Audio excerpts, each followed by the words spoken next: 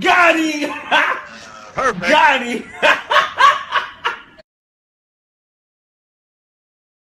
All information and content in this video demonstration is strictly for educational and self-study purposes. Never attempt to tamper with any computer or network you have not been given explicit authorization to do so. Use a personal lab. Have fun. For this lab exercise, we are following the information and guidance on the website you see here.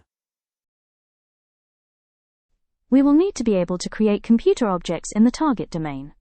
We will also need to be able to add DNS records. The credential will need the ability to write the gplink attribute on an organizational unit in the target. Last, the threat actor will have an LDAP server purpose-built for this chain of events.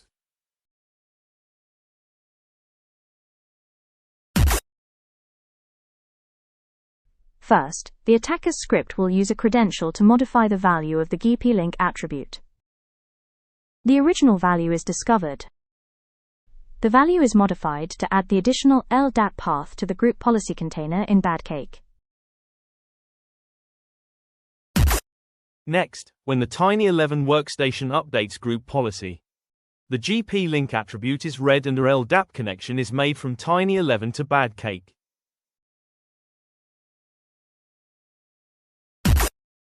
Tiny11 reads the attributes of the policy in bad cake.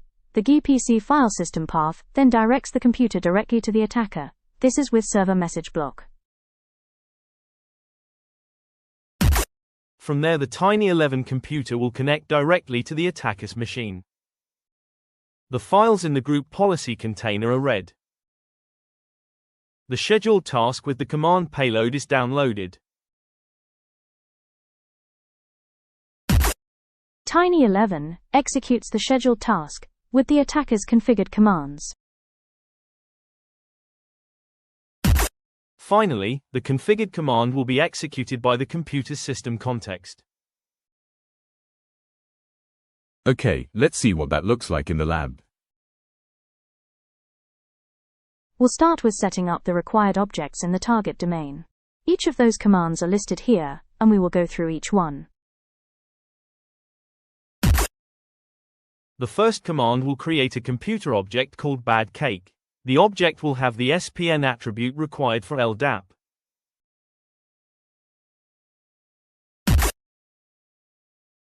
The second command will use the credential to write generic all permissions on bad cake.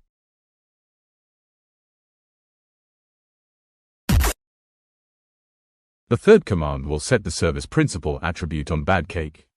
The attribute value is required for LDAP and Kerberos to the dummy domain.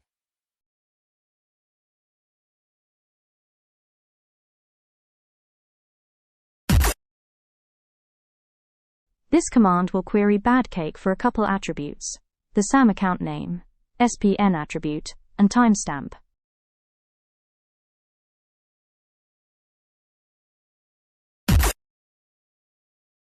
Now, we will create the DNS record in the target domain.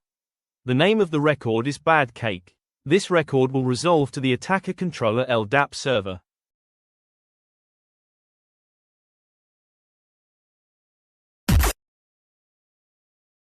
This command will use the compromised credential to query Active Directory for an organizational unit we can write to. The Tier 2 OU will work. You can see that we have owner write permissions.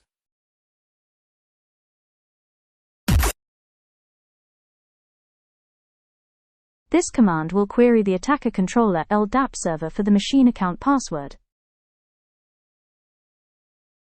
This is the string we are looking for. This password will need to be synchronized to the target domain.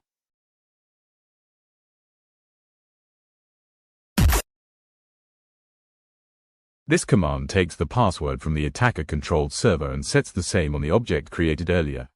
Bad cake. I never knew my account had all this access. Now both slices of bad cake have the same password. We are ready to go. There is one configuration file with 3 sections: General, LDAP, and Server Message Block. The values of the configuration file will be around the details of your lab. Now the objects have been created and the script has a configuration. OK. We start by starting the script, and it will perform checks. At the bottom you will see some output.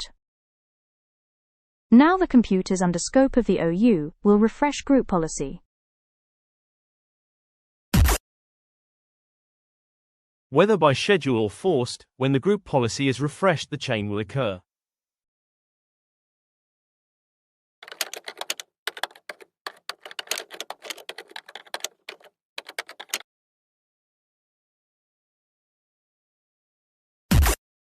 Back in the attacker's terminal monitoring the script, we see the group policy refresh occur. Both the LDAP and SMB points were successfully processed. The net NTLM hash is also captured and displayed. The threat actor presses Ctrl-C to stop the attack chain and clean up.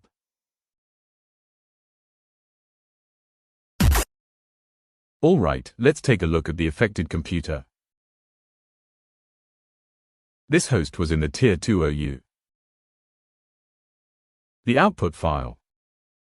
And finally, the command execution. Got him! Got him!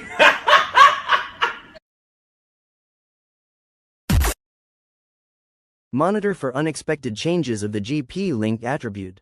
You can be more certain if a suspicious FQDN is added. The event logs will generate some logging that can also be used in diagnosis.